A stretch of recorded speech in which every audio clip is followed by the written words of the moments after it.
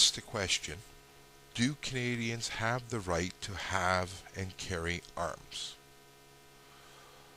Well, yes, we do have this right, and how do we come to have it? And what is its constitutional status? Well, I can just hear the orchestra of scorched cats warming up. Oh my God, we would be just like the Americans then. Really? Consider how much of our TV programming comes from the U.S.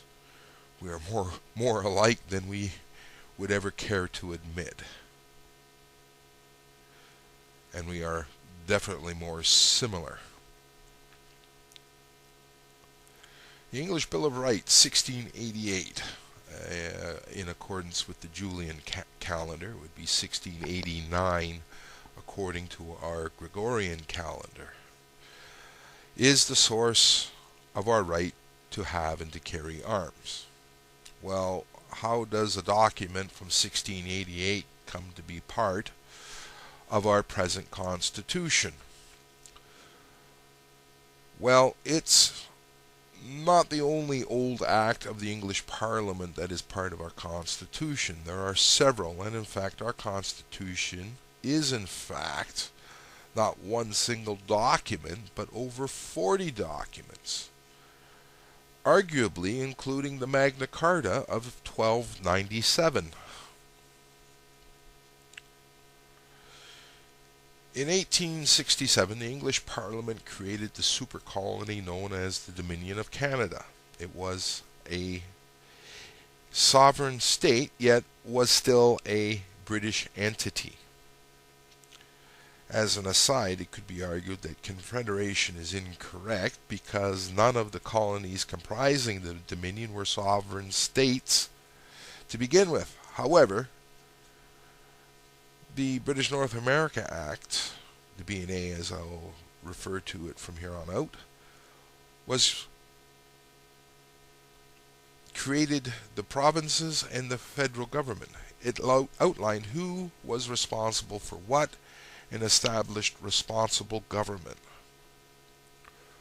Furthermore, it guaranteed the continuance of British law in Canada. Proof of this is stated in Section 129 of the Constitution Act 1867 to 1982.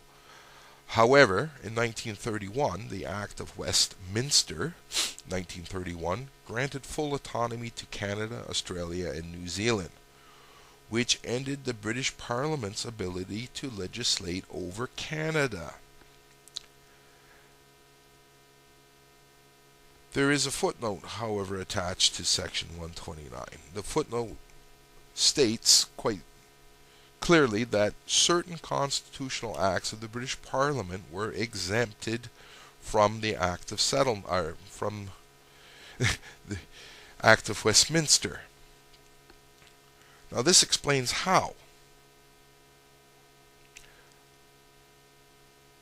But now I need to establish with case law that indeed the English Bill of Rights is part of our Constitution. Well, first I will cite the Supreme Court's own reference that it made back in 1981. Okay, here citing the case in reference resolution to amend the Constitution, 1981, 1 SCR 753. At page 785, it was stated that how houses of parliament proceed, how provincial legislative assemblies proceed, is in either case a matter of self-definition, subject to any overriding constitutional or self-imposed statutory or indoor prescription.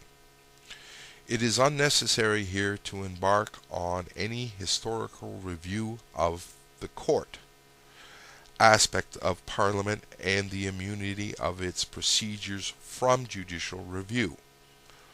Courts come into the picture when legislation is enacted and not before, unless references are made to them for their opinion on a bill or proposed enactment. it would be incompatible with the self-regulating, inherent is an apt word, authority of Houses of Parliament to deny their capacity to pass any kind of resolution.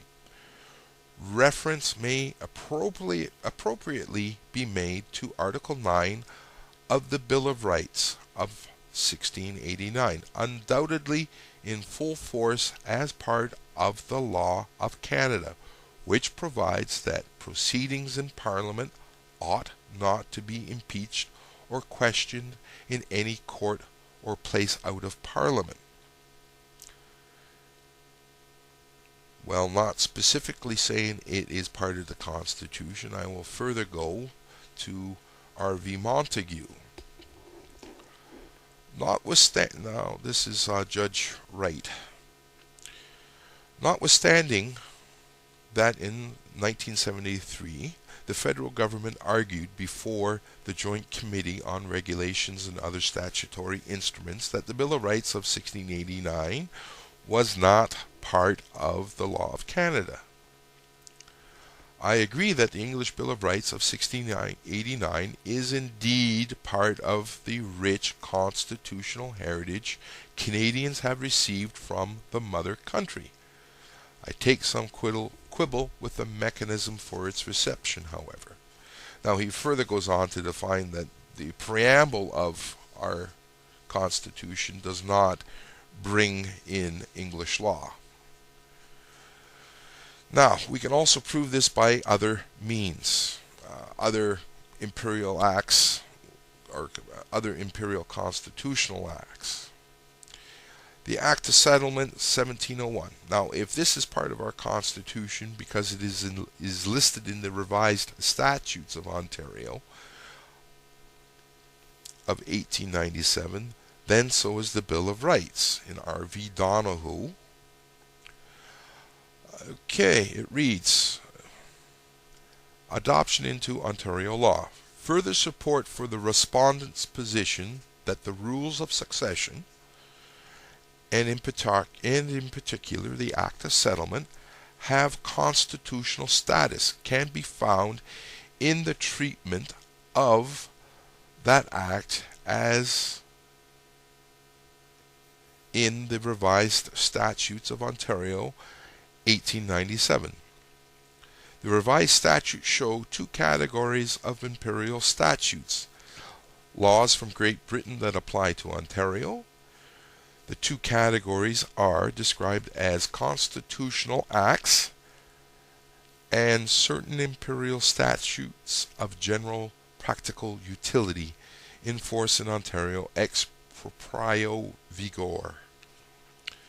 The fact that the Act of Settlement was indexed among the constitutional acts is a further indication that despite the fact that it was not listed in the schedule to the Constitution Act of 1982, the Act of Settlement was intended to be a component of our constitutional enactments. Well, all we need to do is look at the revised Statutes of Ontario, and lo and behold, there are the imperial constitutional acts, and there is the English Bill of Rights of 1688.